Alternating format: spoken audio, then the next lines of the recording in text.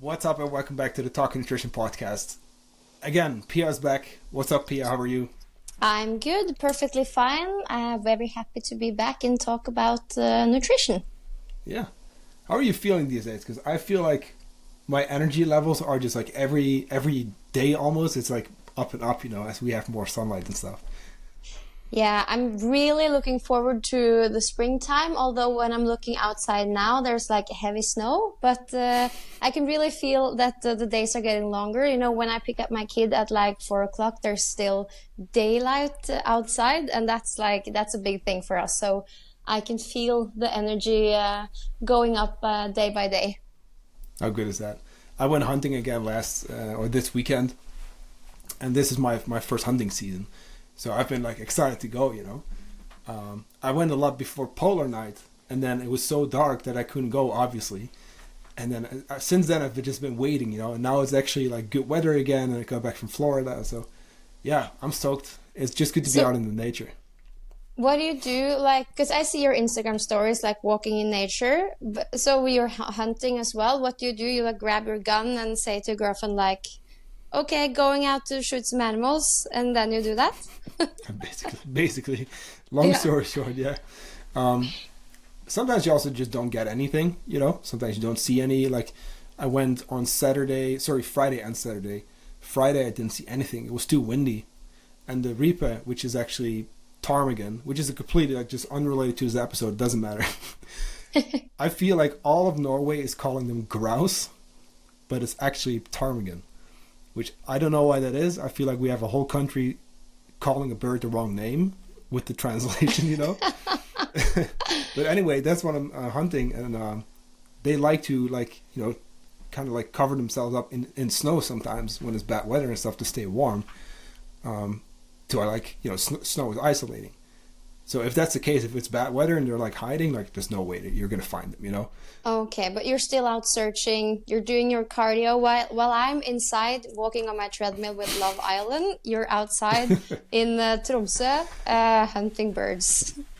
Yeah, it's -15 also, so it was really cold and windy. But you know what though? Like I like being out in nature. It's something like just even if it's just hiking or anything out. That's why I'm here. That's why I stayed in Norway. It's like like that stillness. You get to just be there with your own thoughts and your nature, and I don't know, it's great. I love it. Yeah, I completely agree. And sometimes it's hard for me to prioritize because it's so much easier just to go down in the basement. I have a treadmill in the basement and like get my steps in there. For us that we work from home, we don't have to go far to get coffee or talk to our colleagues. We have to like do the daily activities really on our own with stuff like that. But it's easier to just go down to the basement and go out in nature.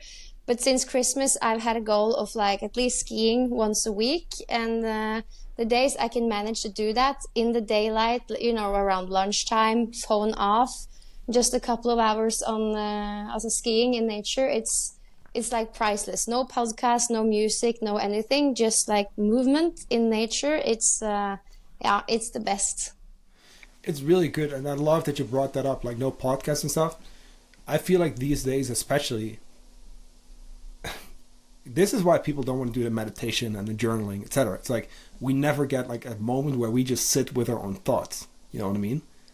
Which is uncomfortable sometimes. When we're working through things, whatever it is. But it's like stillness is like so like hard to find these days. You know what I mean? Because we have distractions everywhere. It's like no, we need to make a point of getting our mind kind of like calm in like a reflective state. And I know this kind of sounds maybe like out there or whatever, but it's not. You know what I mean? Like we build strong bodies, we should build a strong mind as well. But that's actually even like more difficult work, and you can do that by going skiing, going in the mountains. Put that podcast. That's what even I told myself. I was about to start the hike, on the way up the mountain, and I put one earpiece in already to put an audiobook on. I'm like, I'm gonna use that time to like learn. I'm like, no, fuck that. I'm gonna not do that. I'm gonna be still with my own thoughts. And right, just appreciate being in nature, and it's so key. It's so important. Yeah, and like set boundaries for yourself because you're always thinking about everything you should learn, the book you should read or listen to, but somewhere we have to like draw the line. So we're both out in nature, and before we get started on the episode, I'm also wondering, because I'm feeling very proud of myself because I've also since Christmas been doing every podcast I do with you, and I have a couple of others that I do. I always stand, which I'm doing now as well, and I think you are as well. Me too. Are you? Yeah, yeah, yeah, yeah. Yeah. Are you It's hard often to like see, but standing when you're working? every time. Yeah. Oh yeah. I actually don't have an office chair. Okay, now I'm not so proud of myself anymore. No, but like, no, still think that's great because it is the difference. Like, you must notice this too. Like, the first, like, when you really make that change, like, you notice, like, your lower back is a little weird, and, you know, like, I catch myself standing, like, wrong sometimes, you know, in, like, a flamingo position, like, on, on like, one leg and stuff, you know? But, like, no, I think it's great. It's just that, I mean, first of all, I don't have an office chair.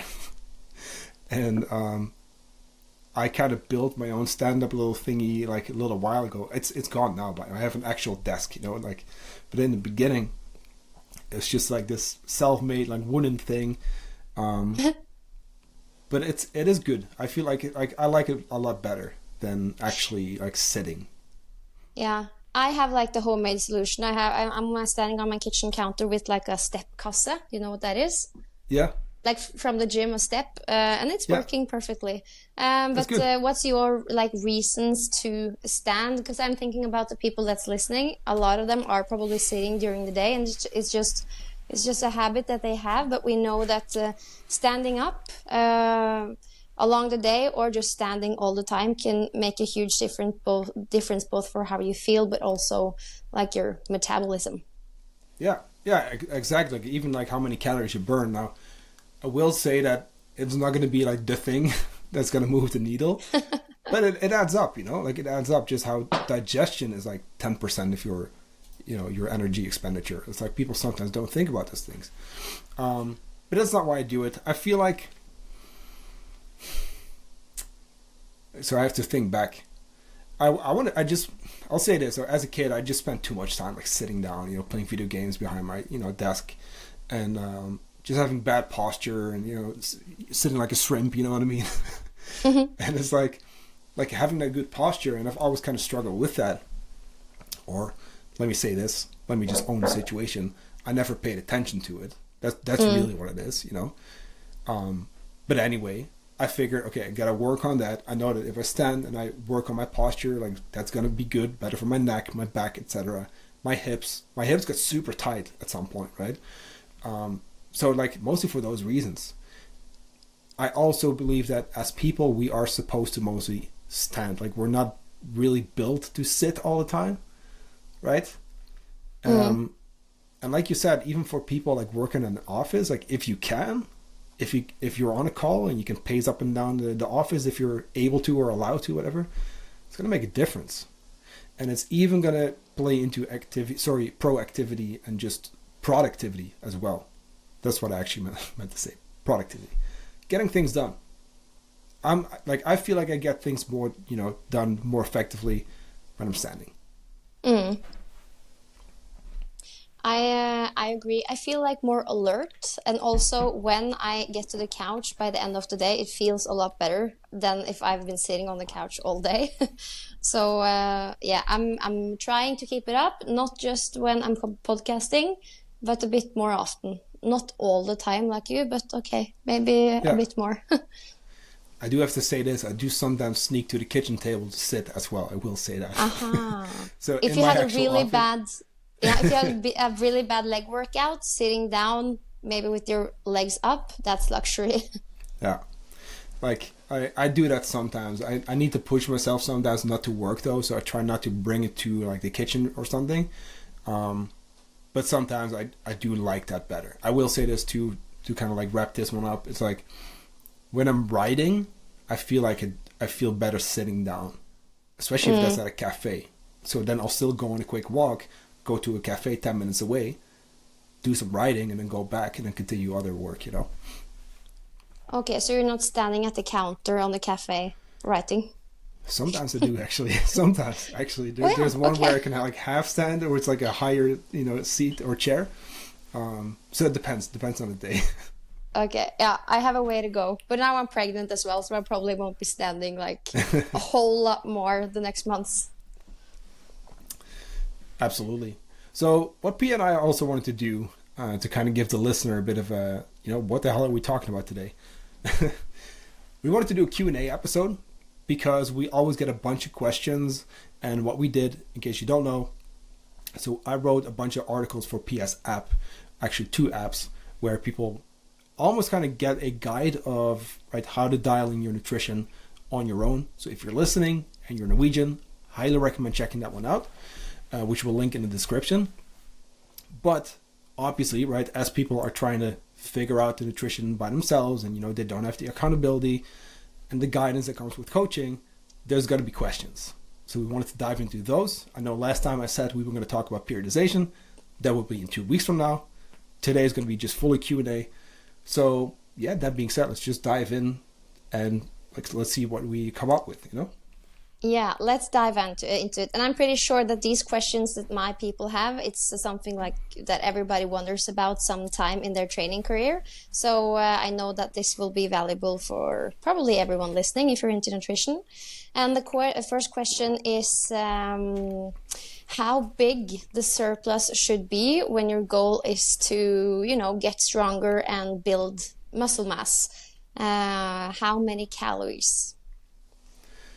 I would say, because I saw this question too beforehand, and the person actually asked just about 200 to 300 calories. I would be around there. It kind of depends. Let's assume they've been at maintenance and they really kind of know where that is. Let's add maybe 250 calories. Because what we want to do is, what happens when you add maybe 20 calories or something, or 50, your body's just going to move a little bit more, right? We always talk about the metabolism. What is that? It's just kind of like your energy regulator. It's almost like you set the thermostat at 20 degrees, and when the window opens, it's going to kick in to keep it at 20 degrees, right? It's a little bit like that, to where, okay, we would add a little bit of food, you're probably just going to burn it off. If you lower a little bit of food, you're probably going to move a little bit less. You're not even going to notice. When it comes to starting a surplus, we would just want to make sure that you're out of that maintenance range in an actual surplus, so that you can actually start to see some weight gain. Of course, slow and controlled. But that's why we do a bigger jump of 250 calories, to make sure you're actually in a surplus, and then you should be able to kind of stick on that amount for a little while, at least multiple weeks. Yeah, and that's the importance of finding your maintenance first and using a couple of weeks or maybe months to really figure it out and know that, okay, this is the correct maintenance for me, so that what is an adjustment up and what is going down. Because I feel that many of my clients feel when we're trying to find their maintenance, after 2 weeks, they feel that they're already there. They feel that they're eating way too much food. I mean, there's so much emotions and feelings that that mixes into the equation.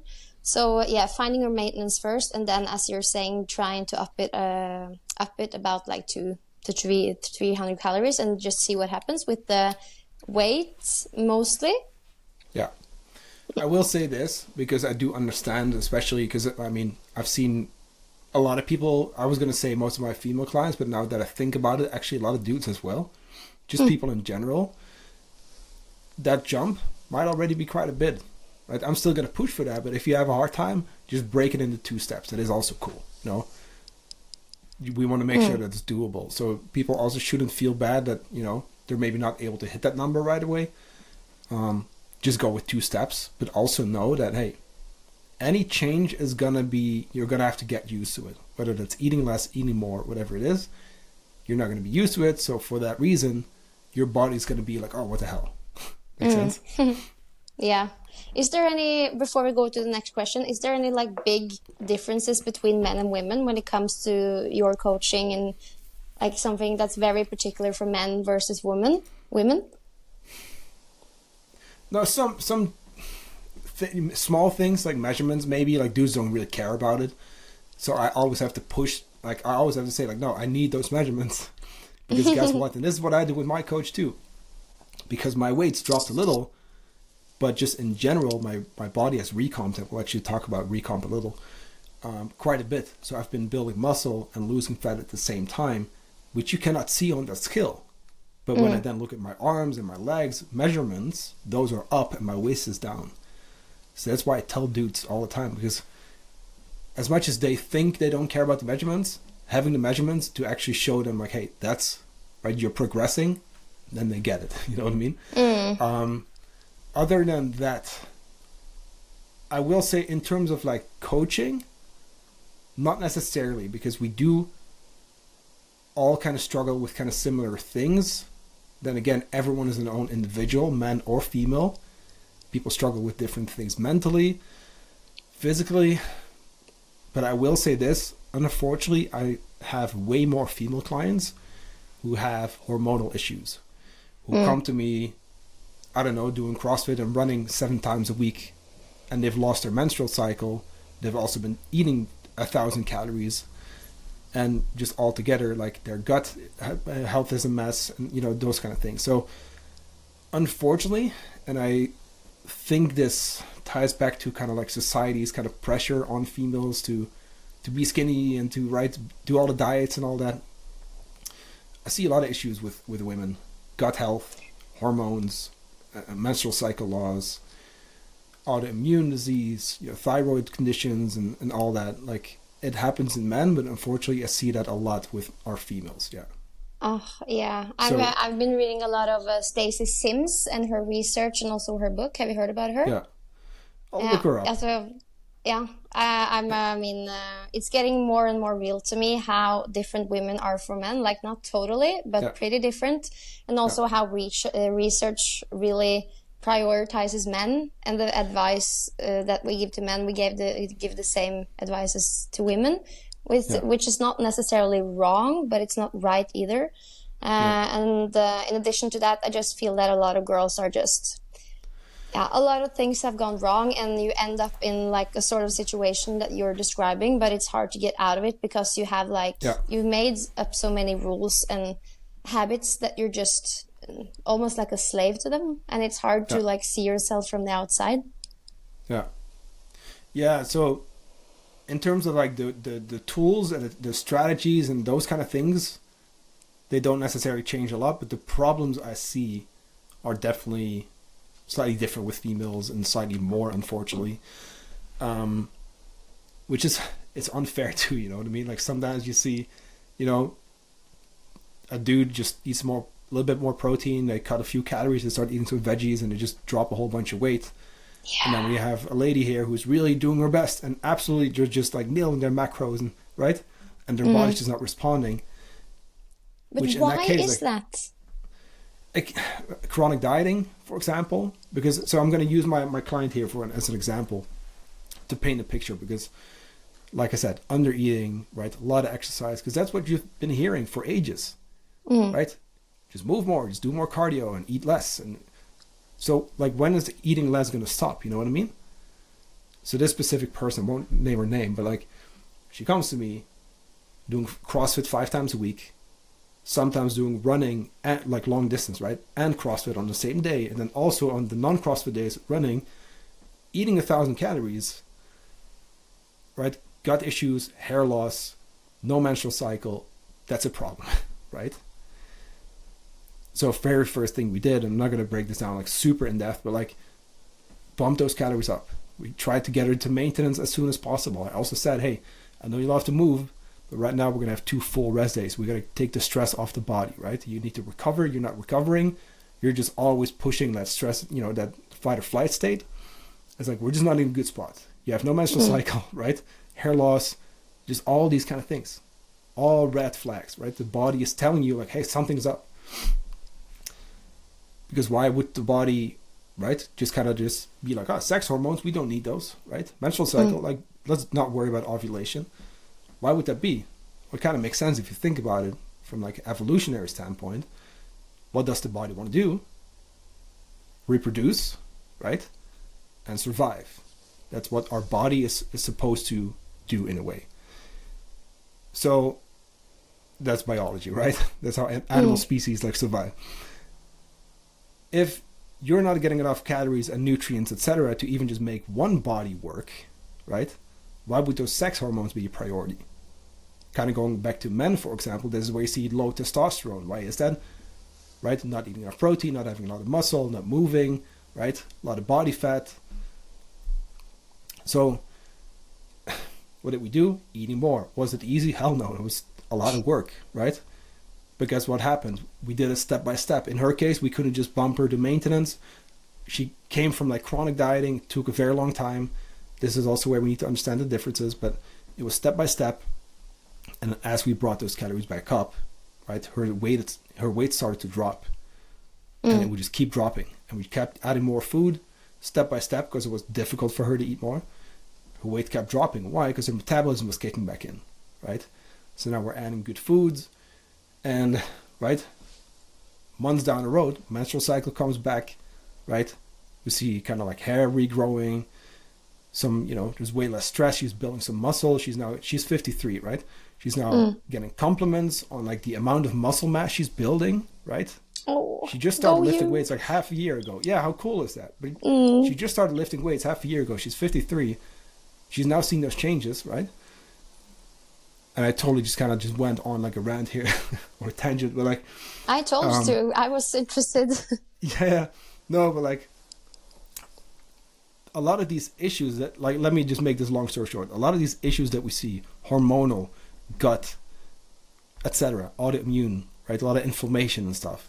It's gonna go back to eating enough, not constantly dieting all the time, not restricting, but adding more foods, micronutrients, macronutrients, managing stress, not exercising 7 times a week. And with those things, I see that a lot more with females, like I said, unfortunately. And it's hard. Yeah. It's a lot of pressure on women. It is, and that exactly what we're talking about now is why I feel it's hard to communicate nutrition to especially women, because yes, it's about energy in, energy out, but at the same time, there's so much more going into this, and for a lot of women and girls, it's about adding in food so that you can lose fat and build muscle, and also to understand the differences and the nuances and to communicate it. It's hard, but that's why I'm working with you, obviously, and I am so glad that we're talking about this so that more women like comprehend what this is about and maybe can like think about how they're solving things for their own, because of course the biggest problem on a national level is that people are eating too much and moving too little. But my experience is that the people that I meet and the people I work with often like have it the other way around, like you described, like too little food over long periods of time, in addition to a lot of stress, whether it's training or having children, working, trying to train as much as possible. Yeah, you know the drill. Yeah. I feel like okay. that just that topic should be like a full episode, because there's so much wrong with the unhelpful information that females are getting and the diets and right. But let's go to the next questions and then we'll follow up on that at some point. Yeah, let's hope that we're starting a good trend for the women in yes, not only Norway but in the world. Okay, when the goal is to increase your strength and muscle mass, is it okay if the surplus is coming from fat rather than carbs? Like, how important is it that when you have your proteins set, that the surplus is coming from carbs? Can they also come from fat? Good question. I get this a lot because yes, it is easier to get more calories in from fats. It's more than double compared to protein and carbs. Less filling. However, so here's how I want you to think. I want you to think in order of kind of like protein, carbs, and then fats. Let's start with protein. If you're at that like 2.2 grams per kilo body weight, like you're kind of good.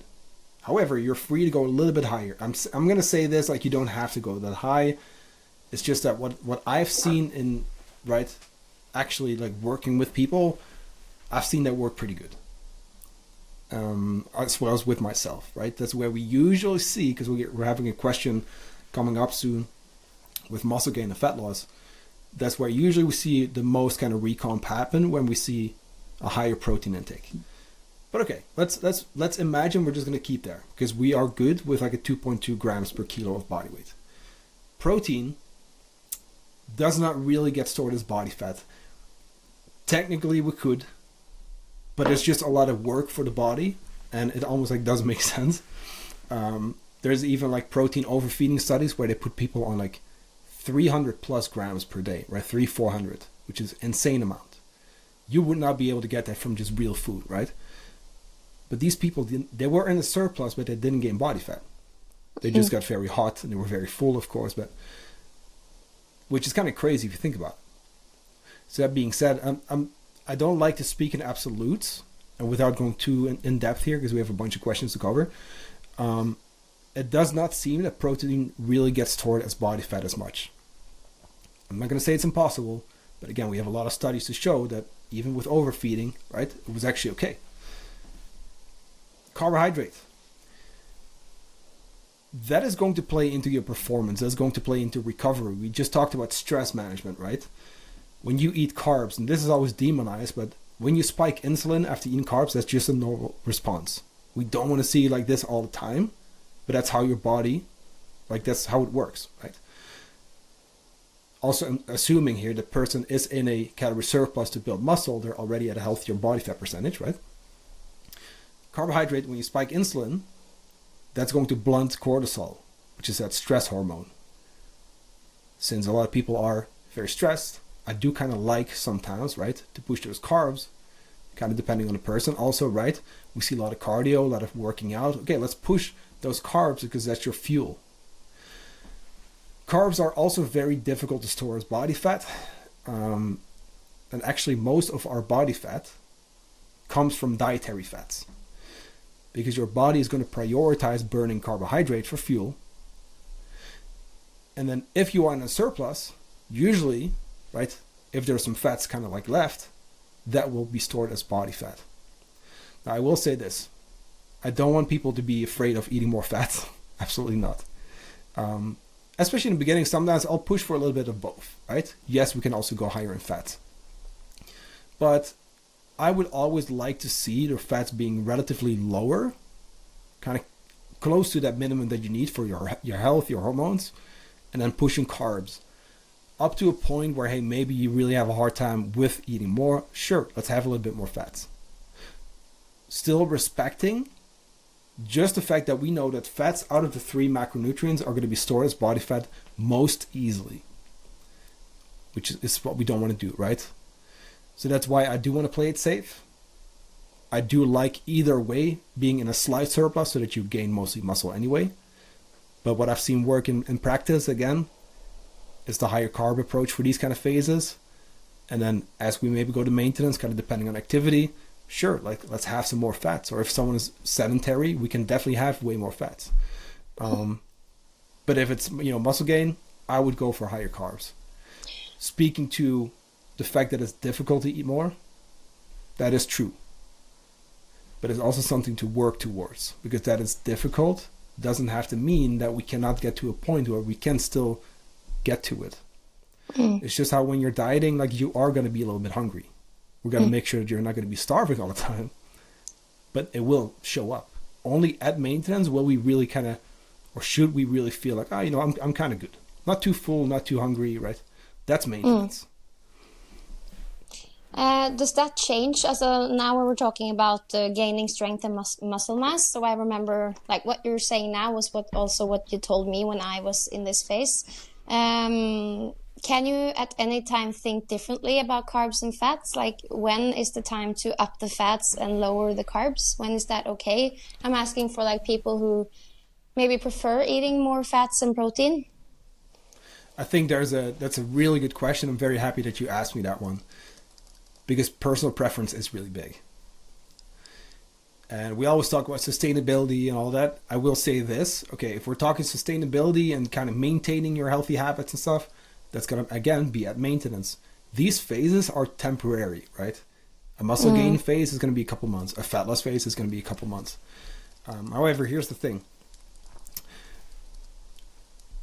If I see someone, and they always do that food diary for me, right? If I see someone come to me with a very high fat intake, which honestly is one of the reasons we do the food diary, it tells me about their personal preference, which I always want to take in consideration. Sometimes we'll maybe, still transition, kind of depending on their goals, but I still think that personal preference is going to be very important, making things sustainable, even in like a fat loss or muscle gain phase. Because here's the thing, like if you absolutely just kind of like hate your diet, it will play into kind of like your mindset around it. And, you know, so depending on the season, I'll still kind of, you know, allow people to personalize stuff, and I will adjust their targets based off of that. Still knowing that, hey, we have what's optimal, we have what we would love to do, and then there's probably like a middle ground where we can kind of meet in the middle and say, okay, you know, we know what's optimal, we know what you want, let's maybe make a few kind of like trade-offs here to find that kind of like sweet spot for you. Make sense? Sounds like you're not a fan of fats. No, I think they're great. They're super important. I actually like, you know, especially maintenance and healthy fats are super key. And I've actually seen a lot of people struggle getting enough healthy fats in. So I'm definitely pushing for them as well. So this is where like nutrition is a very nuanced kind of like conversation, and we can't have one answer for everyone, because it's always like it depends. No, but absolutely, you want to have your healthy fats, right? You want to get your nuts and seeds, your avocado, your extra virgin olive oil. So yes, absolutely, like include them.